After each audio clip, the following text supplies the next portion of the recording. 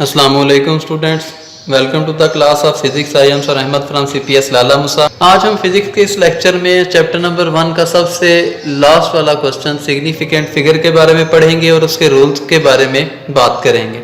Significant figures क्या हैं? Significant figure से मुराद अहम हिंसे।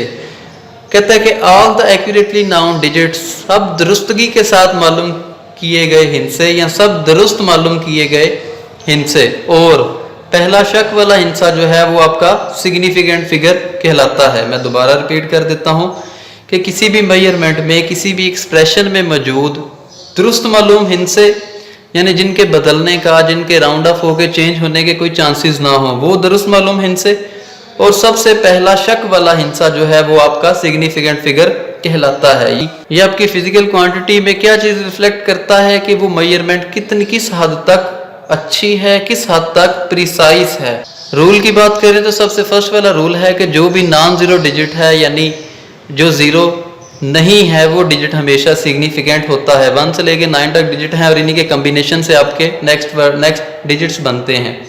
तो आपका 1 से लेके 9 तक जो है वो सारे के सारे ही सिग्निफिकेंट है, यानी अहम हिस्से हैं। सेकंड पॉइंट देखा जाए तो कहता है कि दो सिग्निफिकेंट फिगर के दरमियान अगर जीरो आ जाए तो वो भी सिग्निफिकेंट ही फिगर ही कहलाता है। Zero between two significant figure are also significant. Third point में कहता है कि फाइनल किसी भी एक्सप्रेशन में अगर फाइनल पॉइंट पे या एंडिंग पॉइंट पे जीरो आ जाए राइट तरफ, तो वो हमेशा ही सिग्निफिकेंट होगा। मैं दोबारा बता देता हूं कि अगर किसी एक्सप्रेशन में राइट तरफ जीरो आ जाए तो वो हमेशा ही सिग्निफिकेंट होगा। लास्ट में मैं आपको इन सब की एग्जांपल से एक्सप्लेन करूंगा।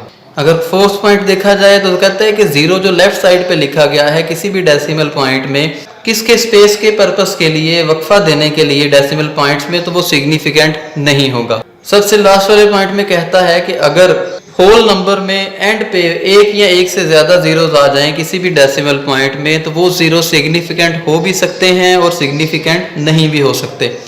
अब मैं इन सब की एग्जांपल शामिल करता हूं। सबसे फर्स्ट वाली एग्जांपल में मैंने 12 लिखा हुआ है कि नॉन जीरो डिजिट जो है वो हमेशा ही सिग्निफिकेंट होते हैं। अब 1 2 जो है वो 2 डिजिट हैं, तो 1 और 2, इसमें सिग्निफिकेंट फिगर की तादाद कितनी है? 2। नेक्स्ट पॉइंट कहता है कि दो सिग्निफिकेंट फिगर के दरमियान अगर जीरो आ जाए तो वो भी सिग्निफिकेंट फिगर ही कहलाता है। तो मैंने तीनों को ही काउंट करना है, तो इसमें सिग्निफिकेंट फिगर की तादाद कितनी है? 3। उसके बाद थर्ड पॉइंट है, कहता है कि अगर राइट साइड पे जीरो आ जाए किसी भी वैल्यूज में, फ्रैक्शन में, डेसिमल पॉइंट में राइट साइड पे जीरो आ जाए तो वो हमेशा ही सिग्निफिकेंट होगा। तो हम लोगों ने 4, 5 और 0, ये भी सिग्निफिकेंट फिगरों की तादाद 3 हो गई। फोर्थ पॉइंट में कहता है कि डेसिमल पॉइंट में अगर लेफ्ट तरफ कोई जीरो आ जाए तो वो सिग्निफिकेंट नहीं होगा।